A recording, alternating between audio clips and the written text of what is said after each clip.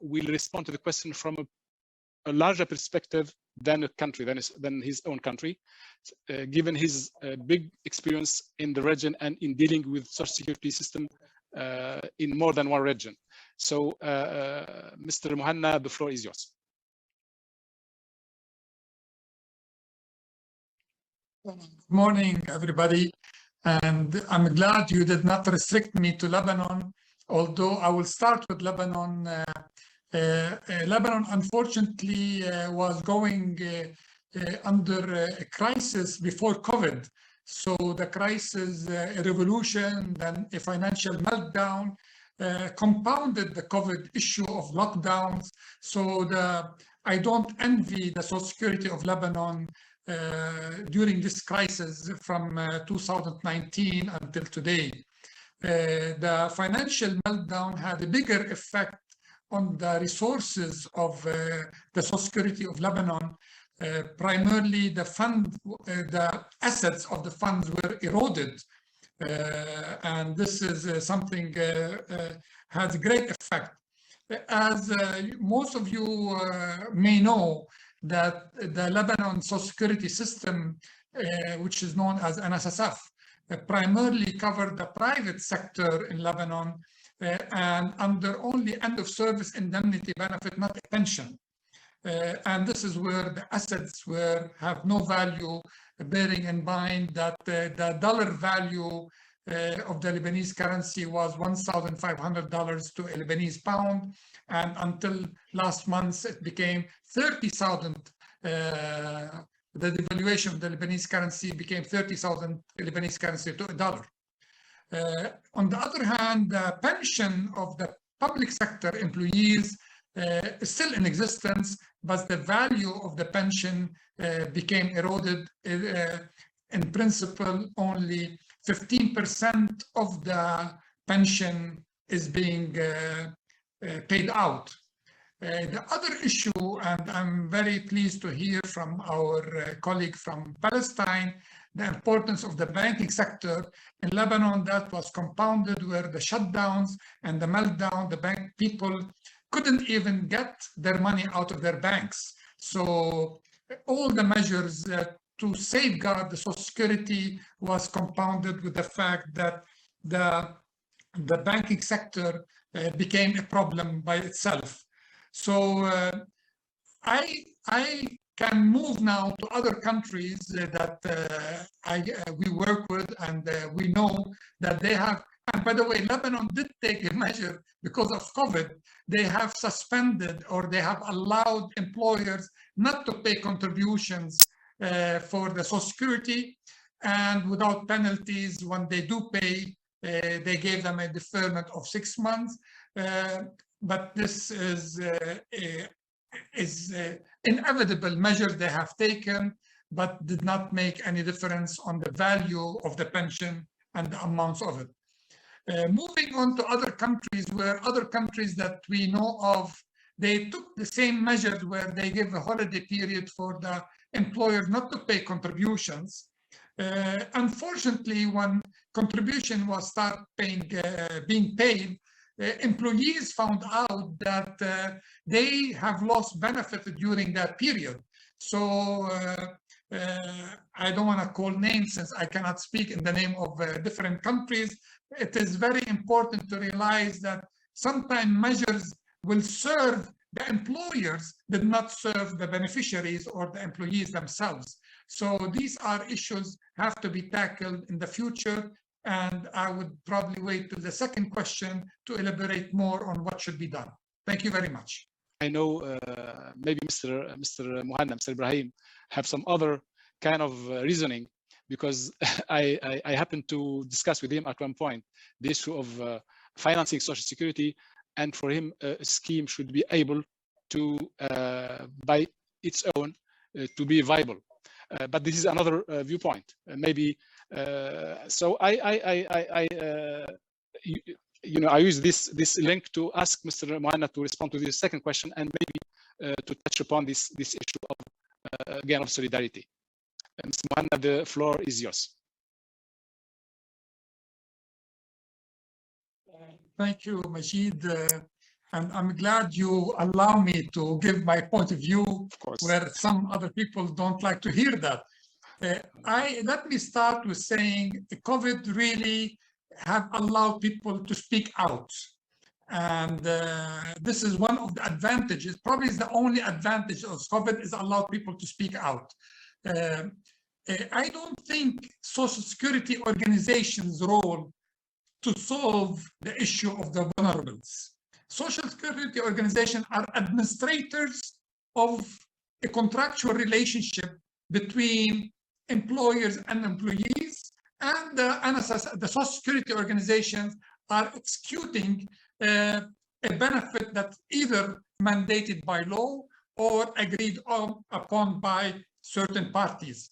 So the vulnerable groups are outside that net. I believe it is 100% the responsibility of the government to create the social net for the vulnerable through tax system, whereby there should be 100% Social Security benefit, some kind of a benefit. We cannot talk about the floor, the Social Security floor that the ILO talk about, because there is no floor. The poor, they should be covered under the Ministry of Welfare. It is not the Ministry of Labor, because they are not laborers. If they are laborers, they would contribute, whether voluntary contribution or they are mandated through their employers. But I'm talking about the vulnerable or the people that are unable to pay or to be covered. And Social Security, as you all know, it is not only pension. Healthcare is very important, unemployment is very important, workman compensation is very important. These are all under the umbrella of Social Security. People are not talking, for example, right now with COVID. Workman compensation, for example, used to cover employees in his work-related accidents when he is in the office. Now people are working at home. How does workman compensation definition for people falling between his bed and his kitchen while he's working in the living room? Is that covered under workman compensation? Since COVID has made a Pandora's box open up, and people have to think about it. And here I would like to mention that financing of Social Security is the issue. Social Security are entrusted, the board of directors of Social Security are entrusted to make sure that what is mandated in Social Security is financially sustainable.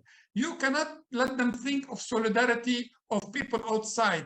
We have seen governments intervening in Social Security organization, which is really a problem. So this is very important to say. The role of the government is important to provide Social Security for the vulnerable groups under a tax-based system that you don't differentiate between health or residence. These are issues that should be discussed for the vulnerable. Social Security organization themselves is not their role to really go and pay for the poor or to finance charitable projects. They are entrusted to administer a proper administration benefits. And I'm sure probably when we have some more question and answer, I'll be more happy to elaborate. As far as I agree that there is no solution fits all, but we all in agreement when we hear about the UN resolutions about human rights. And I would like to dwell on the 3 human rights that the UN, I think nobody will disagree upon. The freedom of speech, the freedom of belief, and the freedom from fear. These 3 human rights, I believe, applies in all countries or should apply in all countries. I want to stop at the freedom from fear. Freedom from fear, it means the country, every government should allow every of their citizens walk on the street and not to be afraid to be killed. There should be security in that country.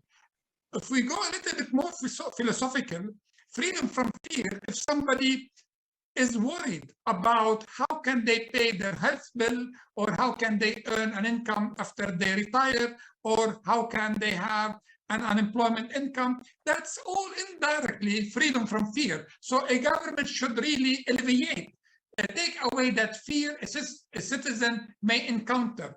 This we'll talk about under social social affair, whereby we talk about the vulnerable should not be afraid in being alive. And this is where a protection should be provided to them. And this can only be financed through a tax system. And the tax system, in my opinion, is usually you tax the wealthy and spend the money on the poor. Needs, yeah. Thank you very much, Mr. Muhanna. Makes sense, of course, and it's not so different from what we heard from Dr. Al-Halou. That might be very present and crucial, maybe for some region in Asia, which is the issue of migrant worker and refugee. I don't know. This is left to your discretion. So if there is no such situation in your country or in your environment, you don't need to respond. But those who would like to respond to this question, I think this is quite crucial, because this category of person, maybe in the Middle East, is really left aside.